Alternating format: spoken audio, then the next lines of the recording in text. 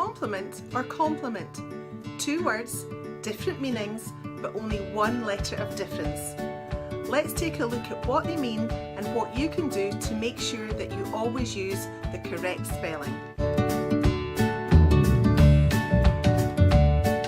Compliment with an I means to praise or admire. So for example, you might say, I complimented Chloe on her great marketing campaign.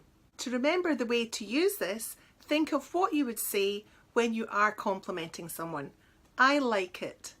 In that phrase, we've got three I's, reminding you to use compliment with an I. Compliment with an E means to complete. For example, her red shoes complemented her dress perfectly. Her shoes aren't telling her dress how great they are, they're completing the outfit. In order to remember this, you can call on that cheesy line from Jerry Maguire, you complete me. And if you look at that, it has three E's in it. It's almost like Tom Cruise knew I was going to need his help to explain this one day. So to summarise, if you like it, use the I. If it completes something, use the E.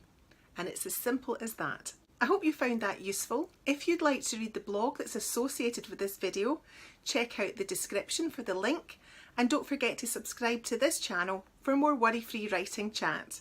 See you soon.